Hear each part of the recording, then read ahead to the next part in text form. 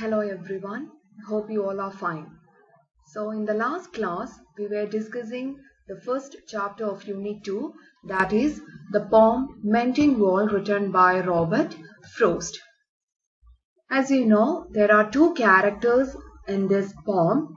One is the narrator, the poet himself, and the second character is his neighbor. And we have seen that both the characters were busy repairing the wall that separates their properties. The poet is having apple trees in his property and the neighbor is having pine trees. The poet does not like a wall. He does not want a wall between his property and his neighbor's property. So he says that there is no need for a wall. But the neighbor says, good fences make good neighbors. And we shall continue. Spring is the mischief in me. See, this particular line has got two different meanings. You might have noticed the word mischief, naughty, vikriti. See, the poet says that spring is the mischief in me. That means in the spring season, the poet, the narrator becomes a little bit mischievous. So in the spring season, the poet becomes naughty.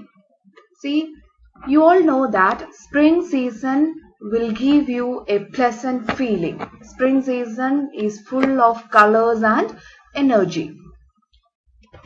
The spring season brings out the playful mood within the poet. It brings out the child in the poet. That is why he says that when spring arrives, he becomes a little bit mischievous. And also, in another way, we can interpret this particular line as the poet considers the spring season mischievous. See, in the spring season, the wall gets damaged, and in the spring season, the two neighbors have to come and repair the wall. And that is why the poet calls the spring season mischievous. So this particular line has got two interpretations. One is the poet says that spring season is mischievous because it is in the spring season the wall gets destroyed and the two neighbors have to repair it. The second interpretation is that the spring season brings out the mischievous character of the poet. It brings out the child in the poet. And I wonder if I could put a notion in his head. So now the poet says that he wanted to make his neighbor rethink the whole idea of repairing the wall. See, the poet does not want to repair a wall. That is why he is trying to convince his neighbor to rethink the idea of repairing a wall. That is why the poet is asking some questions to the neighbor. We shall see what are the questions. Why do they make good neighbors? Isn't it where there are cows? The poet is asking the neighbor to put a reason for repairing the wall. That is why he asks, why do they make good neighbors? He wants, that means the poet wants a proper reason for repairing the wall. He wants to know the proper purpose behind repairing the wall. Isn't it where there are cows? And now the poet says, we need a wall where there are cows. എന്തെങ്കിലും വളർത്തുമൃഗങ്ങൾ ഉള്ളിടത്തല്ലേ നമുക്ക് മതിലുകളുടെ ആവശ്യമുള്ളൂ. But here there are no cows. And the poet says, both of us do not have any cows. Both of us do not have any domestic animals. So we do not actually need a fence between our properties. Before I built a wall, I would ask to know what I was walling in or walling out. Here walling in means protecting. See, the poet now wants to know, why do we need a wall between our properties? I wanted to know what I am protecting and I wanted to know what I am keeping out of my property. See, the poet wants to know what he is protecting and what he is keeping out from his property. And to whom I was like to give offense. What do you mean by offense? Insult. The poet is also asking that whether this wall, this fence would offend anyone. By repairing the wall or by making this wall, will the poet insult anyone? Something there is that doesn't love a wall. So the poet again repeats that there is something in this nature that does not love a wall created by human beings, that won't sit down. So it is the something in nature that is destroying the walls created by human beings. പ്രകൃതിയിലുള്ള എന്തോ ഒന്നിന് മനുഷ്യർ പണിയുന്ന മതിലുകൾ ഇഷ്ടപ്പെടുന്നില്ല. That is why the something is destroying the walls created by human beings. I could say elves to him. See, the poet says that it is the elves who is destroying the wall. What do you mean by elves? Spirits. Predam, Atmakal എന്നൊക്കെ പറയാം. The poet says it is the elves that destroy the wall. But it's not elves exactly.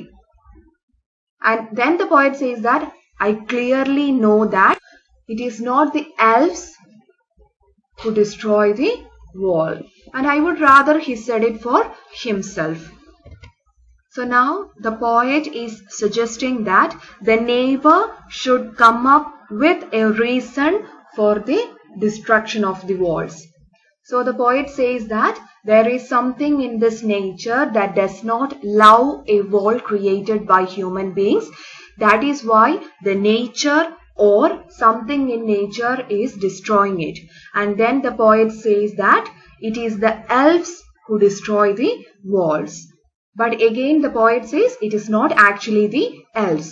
And now he is asking his neighbor to give a proper reason behind the destruction of the wall. He wanted to know the real culprit behind it. ഈ walls ആരാണ് നശിപ്പിക്കുന്നതെന്ന് പോയറ്റിന് അറിയണമെന്ന് ആഗ്രഹമുണ്ട്. അതുകൊണ്ടാണ് he is asking his neighbor who is destroying the wall. I wanted to know the real culprit. ഇതിന്റെ പിന്നിലുള്ള കുറ്റവാളിയെ അറിയാൻ താല്പര്യമുണ്ട് എന്ന് കവി പറയുന്നു. I see him there bringing a stone grasped firmly by the top in each hand like an old stone savage armed. What do you mean by savage? Uncultured, uncivilized. Kirathan, സംസ്കാരശൂന്യൻ എന്നിങ്ങനെ പറയാം. Firmly, ഉറച്ച. Grasp, called to seize something, മുറുക്കെ പിടിക്കുക.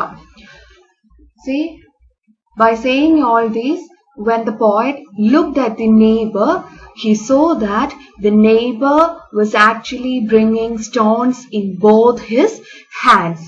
And if you look at the neighbor, you could find him as a savage coming from an old stone age.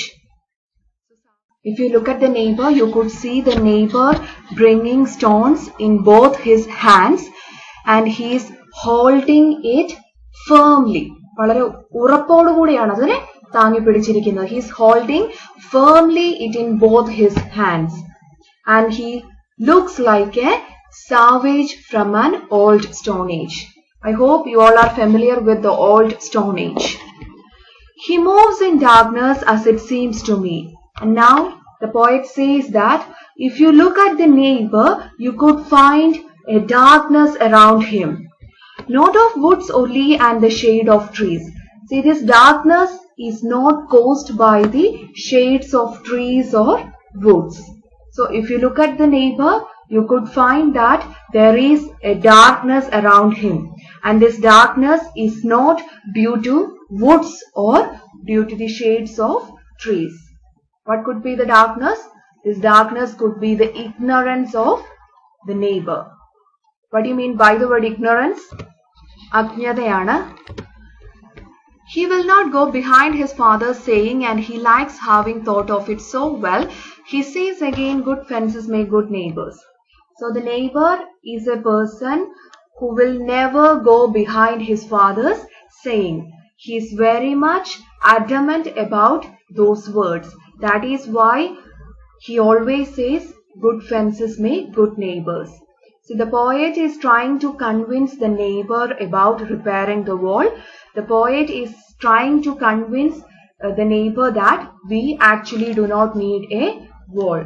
But the neighbor, he is not ready to listen to the poet's words. He is always following his father's words. That is why he says good fences make good neighbors. So that's the end of chapter 1 of Unit 2. And now we shall discuss some of the poetic devices in the poem. The first one is simile. So you all are familiar with simile.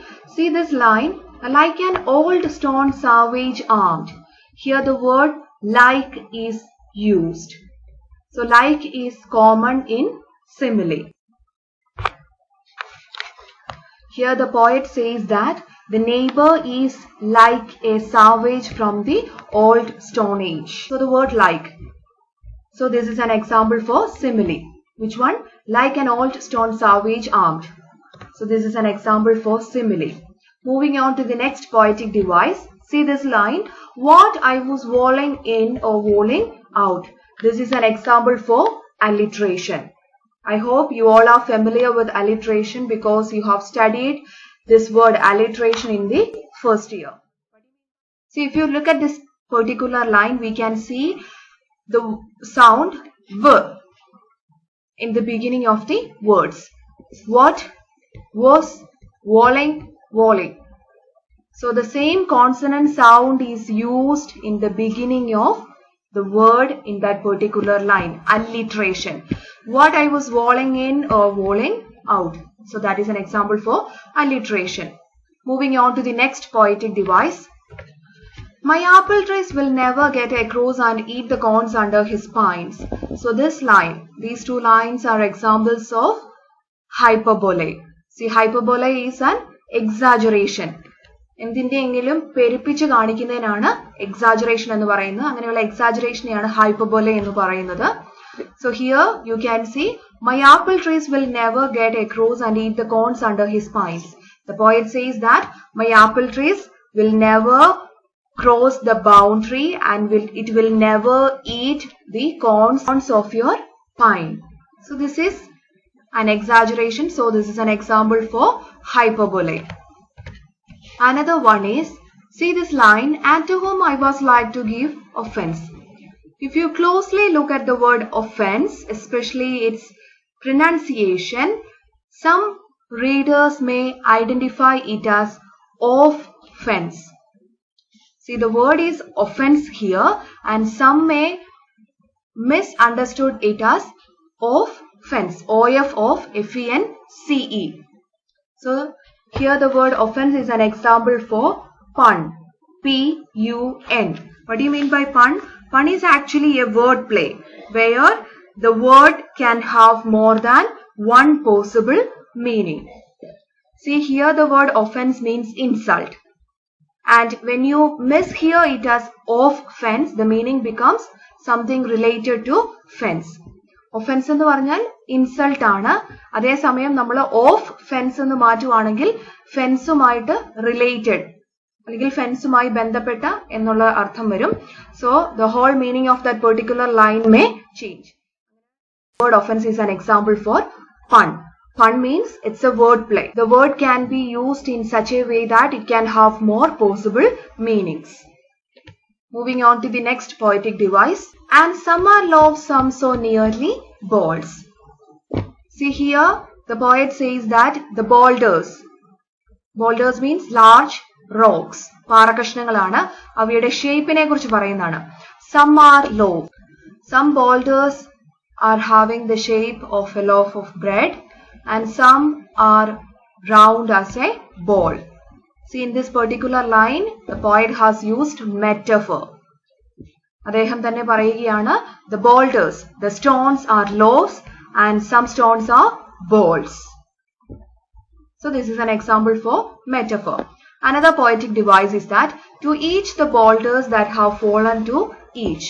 See, in the beginning of this line and towards the end of this line, the poet has used the same word, to each. Particular line beginningilum, endilum, the poet has used the same word, to each. See, to each, the boulders that have fallen, to each. See, this is an example for parallelism. What do you mean by parallelism? Parallelism means sometimes the parts of the words or sometimes the complete sentence is repeated.